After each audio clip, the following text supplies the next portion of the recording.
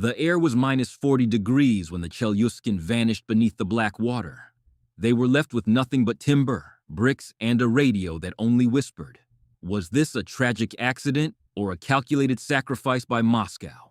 You are standing on a sheet of glass drifting over a 4,000-meter abyss.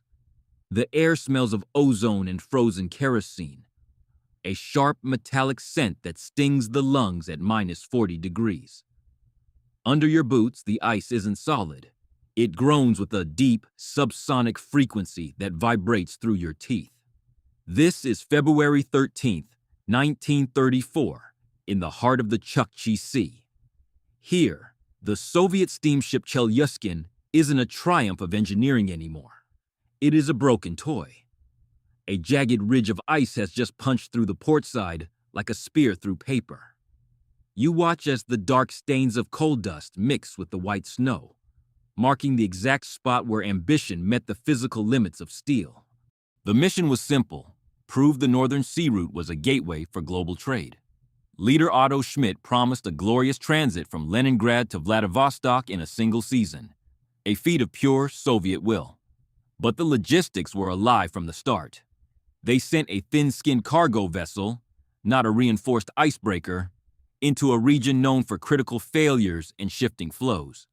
Point 9 of the investigative dossier confirms the hull was never meant for this pressure.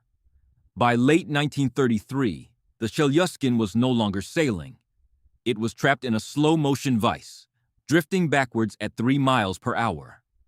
The Grand Ambition had become a drifting prison for 112 souls. The hollow hunger hasn't set in yet, but the fear has. As the hull buckled, the crew scrambled to toss timber and bricks onto the ice, a desperate salvage for a camp that shouldn't exist. You can hear the rivets popping like gunshots as the ship takes on a viscous flow of freezing seawater. Captain Voronin stands on the tilting bridge, watching 18 months of rations and the dreams of a nation sink into the black. One man, Boris Mogilevich, is already gone, vanished beneath a sliding crate of supplies as the deck vanished. The survival metrics were clear.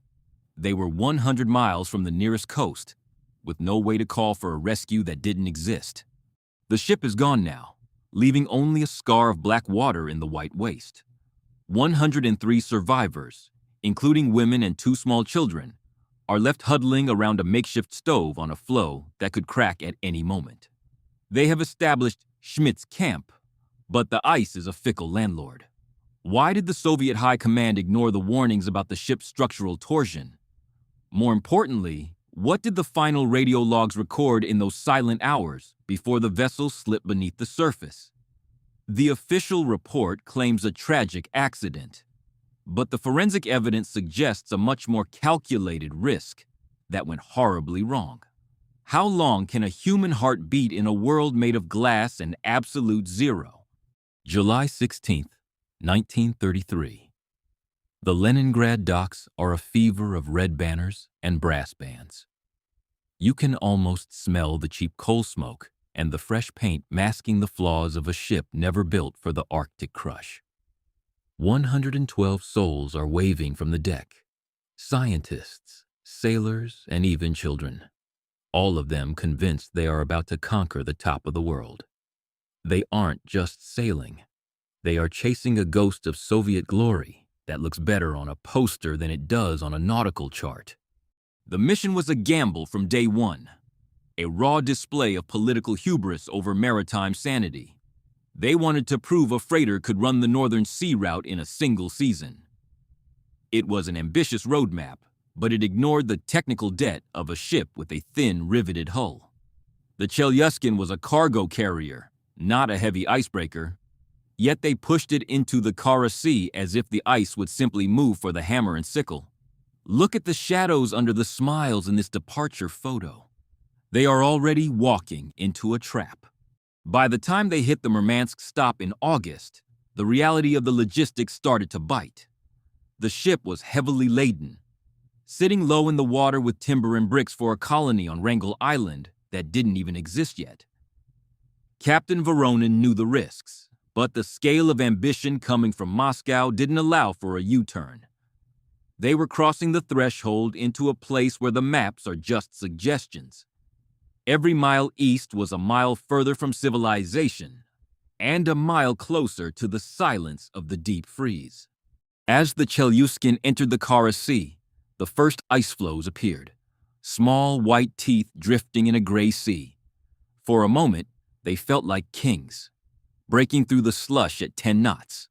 The scientists on board were taking measurements and giving lectures on philosophy, while the hull beneath them was already starting to protest. You can see the confidence in the early logbook entries. The handwriting is bold, certain, and utterly blind to the fact that the ocean was already preparing its pincer movement. The atmosphere on deck was energized suspicion. The crew was working 24-hour shifts, the sun never setting in the high Arctic summer, creating a world of perpetual, pale light. But the weather logs from September 1st show the temperature was dropping faster than predicted.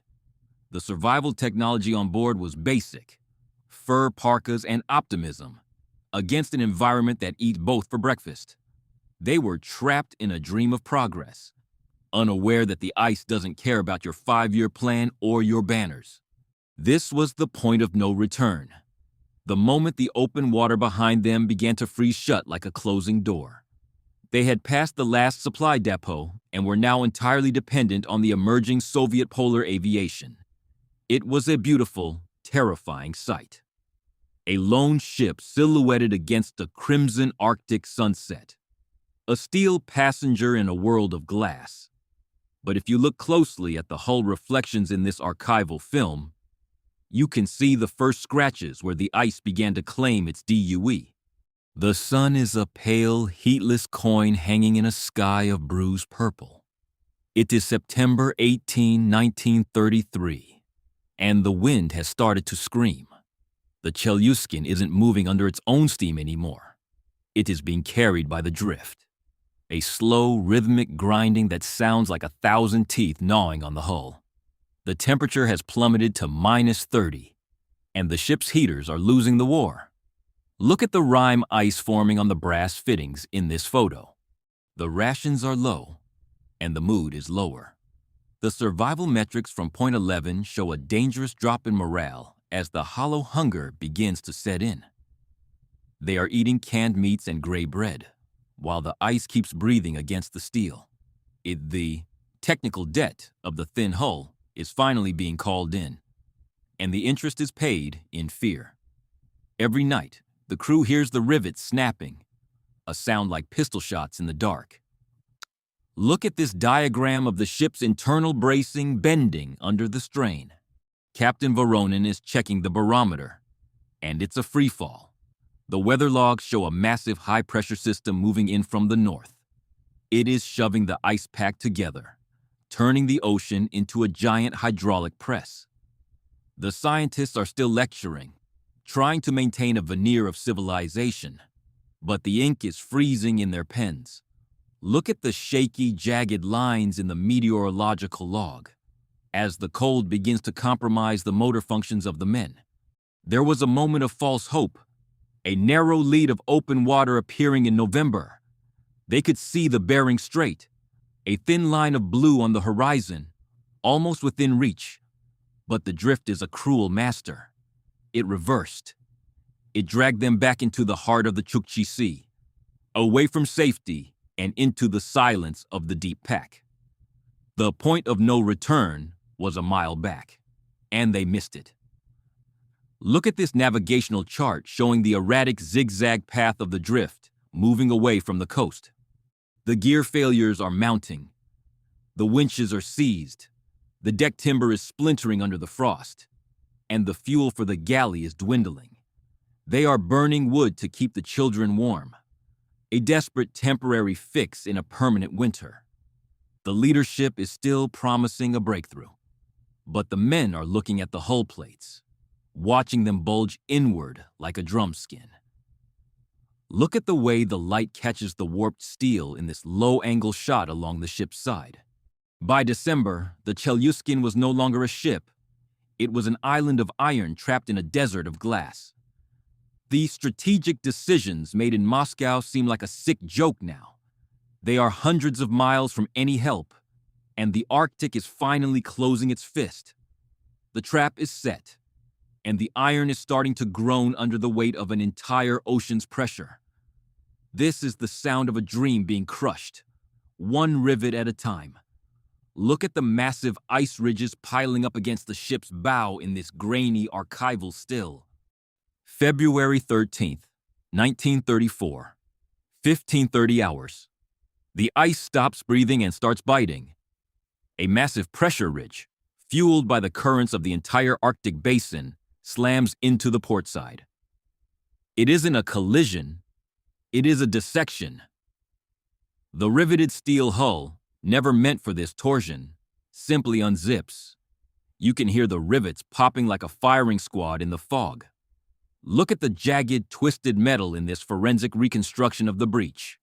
The ship begins to list, a slow, agonizing tilt that sends supplies sliding across the frost-covered decks. Captain Voronin gives the order everyone feared. Abandoned. They have less than 2 hours before the black water claims the boiler room. It is a frantic race against physics. They are tossing timber, bricks, and sacks of flour onto the shifting floe while the ship groans in its death throes. Look at the desperate, blurred motion in this archival photo of crates being hurled onto the ice. 112 people are scrambling down the gangplanks into a world of minus 40 degrees. But the ice is hungry today. Boris Mogilevich, the deputy chief, is pinned by shifting cargo as the deck buckled. He vanished, swallowed by the viscous flow of the Chukchi Sea in seconds. There was no time to mourn, only time to move. The Chelyuskin is sliding under, the soot-stained funnel disappearing into the white. Look at the dark, oily vortex left behind in the ice as the vessel sinks. Now they are truly alone, standing on a drifting sheet of glass with nothing but what they could throw overboard. The technical debt has been paid in full with $1 million freighter and a human life. They have established a makeshift camp, but the ice is already cracking under the weight of their salvaged bricks. It is a silence that rings in the ears, the sound of 103 people realizing no one is coming. Look at the tiny, fragile tents huddled against the towering ice ridges. The hollow hunger is no longer a threat. It is the new roommate. They are rationing what little they saved, tea and dry biscuits, while the wind tears at the canvas of their shelters. Otto Schmidt is trying to maintain order, but you can see the bitter anger in the eyes of the sailors. They were lied to by a government that valued a timetable over a hull thickness. Look at the frost-furred faces of the survivors huddled around a single smoke-belching stove. This is the ordeal. 100 souls waiting for a rescue that requires a miracle of aviation. The ice runway they are trying to clear keeps splitting, the ocean literally opening up beneath their feet. It is a game of frozen chess where the Arctic always moves last.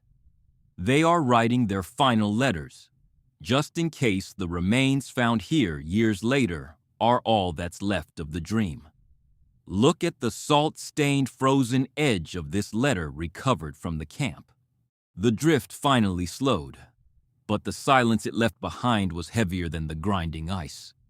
2 months. That is how long 103 souls lived on a moving graveyard of glass. They spent their days clearing a runway with shovels and hope, only to watch the Arctic split it open again every night. It was a triumph of endurance, but a total failure of planning. Look at the weary, hollow eyes of the men in this final group photo on the ice. April 13, 1934. The last plane circles the camp. The pilots who pulled them out were legends, flying open cockpit crates into a minus 40-degree hell. But for Clyde, the glory is a thin veil over a darker truth. One man stayed behind in the deep, and the ship itself is now just a silt-covered ruin on the seabed. The propaganda called it a victory, but the forensic data calls it a miracle born of a blunder. Look at the Gold Hero Star Medal, the first ever awarded. The technical debt of the Chelyuskin was never truly settled. It took decades to admit that sending a freighter into the crush was a death sentence from the start. We found the wreck in 2006, sitting upright in the dark, a steel monument to hubris. The hull plates are still warped, the rivets still missing, testifying to the pressure that murdered a dream. Look at the sonar scan of the Chelyuskin wreck resting on the floor of the Chukchi Sea. What did we learn? Not much. We still pushed the limits for the sake of a headline. The legacy of this disaster was a change in maritime law. Better icebreakers, stricter hull requirements. But you can't legislate away human pride. The journals don't lie. They tell a story of people who were abandoned by a system that valued the goal more than the souls. Look at the faded, ink-stained journal page where the final entries transition from math to prayers. The Arctic eventually covers everything in a shroud of white. The dark stains, the crimson, and the mistakes. But beneath the surface, the forensic truth remains, waiting for someone with a weary voice to dig it up. One casualty, one ship, and 1,000 lessons ignored by the next generation of explorers. The lost aren't just the people. They are the truths we bury to keep the legends alive. Look at the empty, windswept horizon where the camp once stood. The verdict is simple. The Chelyuskin didn't sink because of the ice. It sank because of a signature on a desk in Moscow.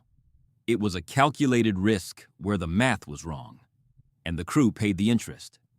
We remember the rescue, but we forget the betrayal that made it necessary. Next time you look at a map, remember the red lines were drawn in the frost by men who were never supposed to be there. Look at the final, haunting silhouette of a lone figure standing on the ice.